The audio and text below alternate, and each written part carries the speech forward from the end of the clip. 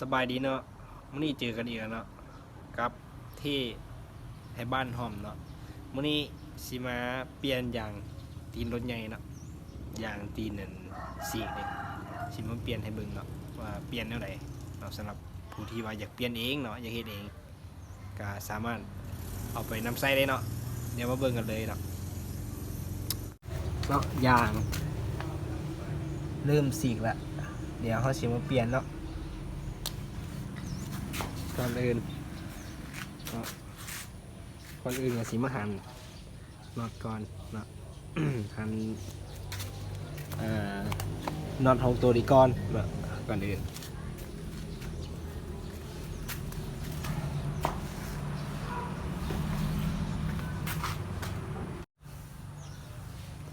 เนาะสิมาหั่นน็อตของตัวนี้ก่อนเนาะการหั่นเขาบ่มีกะแกลมเขาเลยขึ้นเหยียบแล้วเนาะ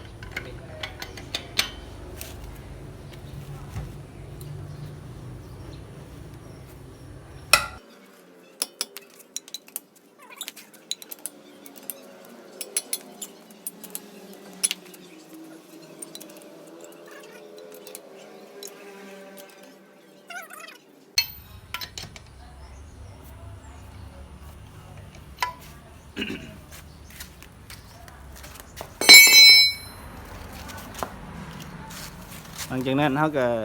ใส่กะลิกเนาะใส่กะลิกกันนี่แหละที่เขาจะแถมมานำรถเขานี่ไปดันค้านรถขึ้นเนาะดันค้านรถขึ้นตัวนี้แล้วเขาก็จะเอากะลิกตัวเนาะไป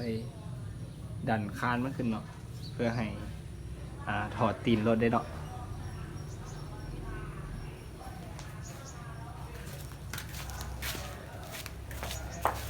ดันใส่จุดที่ว่าเจ๋งเนาะ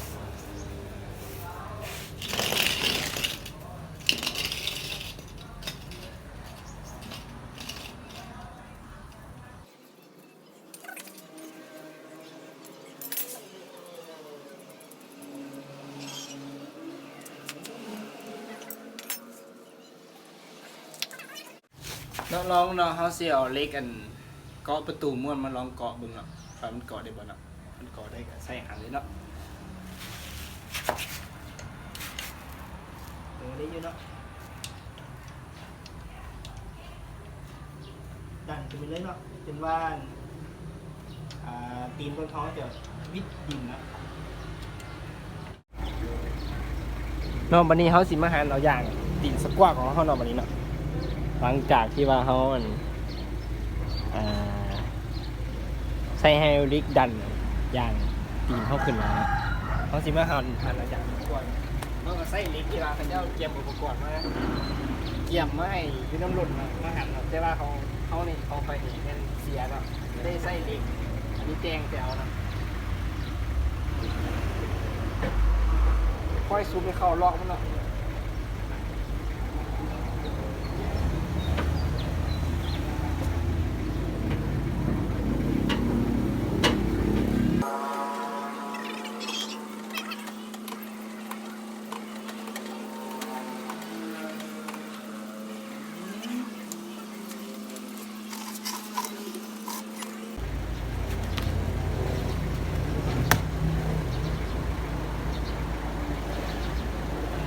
จากนั้นเท่ากับมันเซ็กเครื่องลมมันเนาะเซ็กเครื่องลมมันลมยังไงมีอยู่เลยอยากสิว่าใส่ชัวข้าวสนองดีไปหลังจากเขาได้แล้วแบบเปลี่ยนเลย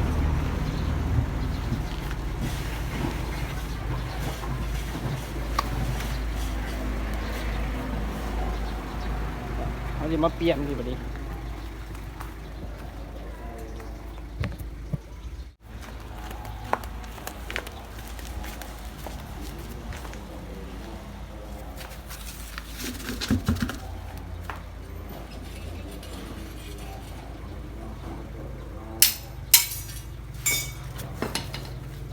เขาแบบว่าทำปีนมันออกตรงนี้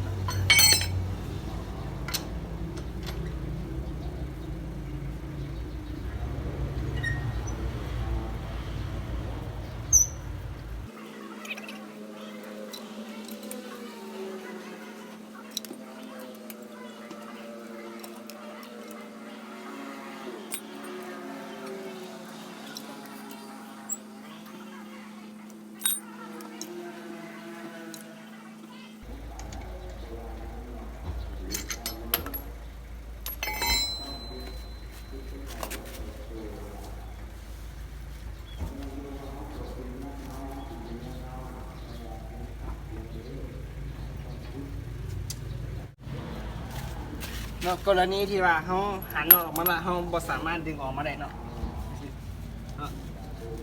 บ่สามารถดึงออกมาได้ให้ดึง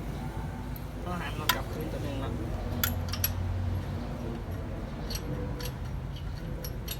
เรากลับคืนตัวหนึงแล้วอย่างเลยแบบนี้เนาะอย่างนี้แล้วก็จะออกมาได้แล้วแบบนี้นะ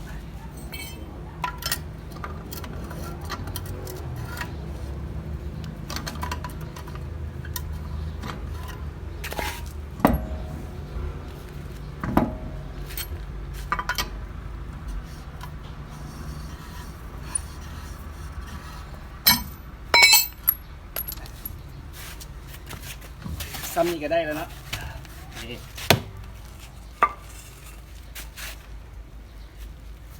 อย่างตัวนี้มัน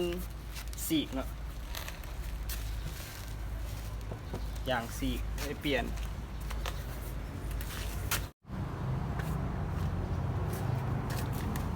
ก็หลังจากเขาถอดออกแล้วเขาก็เป็นตะกั่วของเขาเนาะมาซุปใส่เลยเนาะวันนี้เนาะ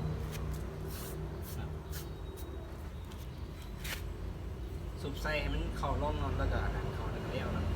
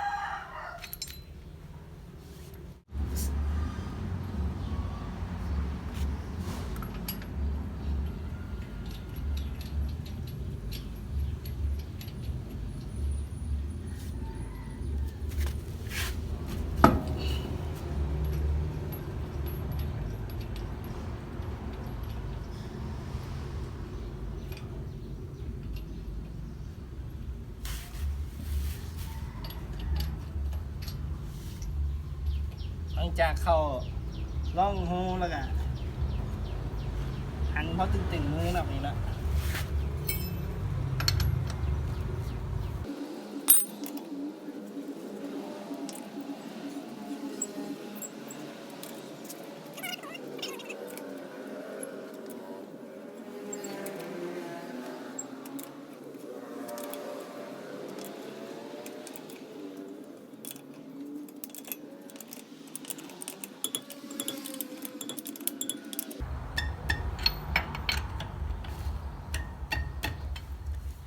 หลังจากเขาหันตึงมือแล้วก็เขาไป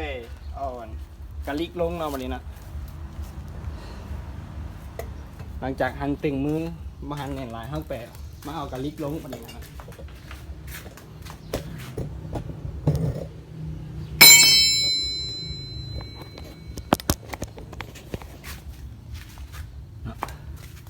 วันนี้ทำมาไม้กะลิกวันนี้นะ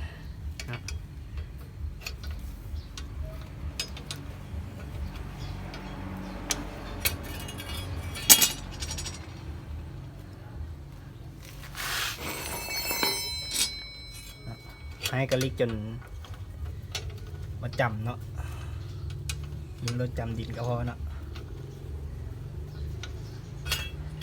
ถ้าเอากะลิกออกเลยเนาะไม่อย่าง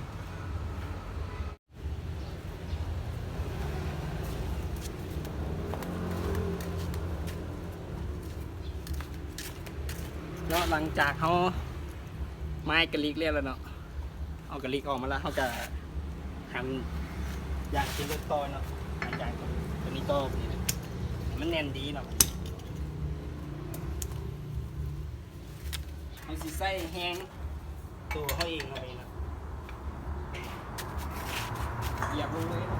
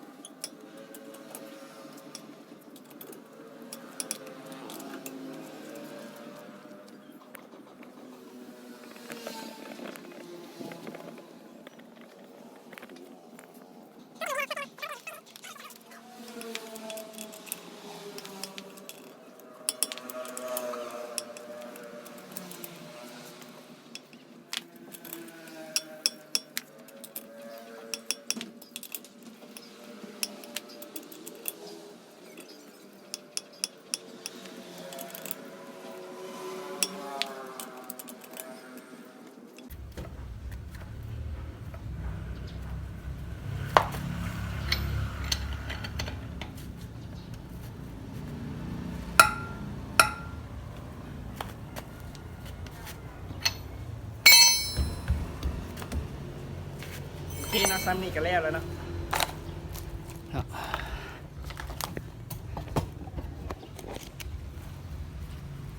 น้องซ้ำนี่ก็แล้วเนาะวิธีการพายยางสกวาด้วยตนเองเนาะต้องหันเหยียบให้แน่นแล้วก็รู้สึกว่ายัดโบไปแล้วก็ได้แล้วเนาะเรียกว่าอย่างตัวสกวาเขากับเปลี่ยนตีนไหมเนาะแล้วก็มาทายใส่ตัวนี้ไหมเนาะทายคืนเนาะตัวนี้เป็นยางสำรองอะดิสุดๆดิบริใส่ไว้โดนเนาะตัวนี้เนาะคันยางดีเขาก็ใส่เลยก็ได้คันยางบดีเขาก็ใส่หน่อยใส่บดนซ้ำซาไปเปลี่ยนตีนใหม่มาใส่เนาะ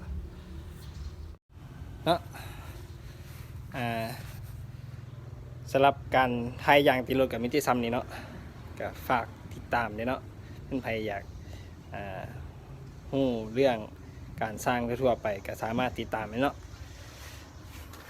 ส่วนหลายเขาถนัดนะแม่นแอร์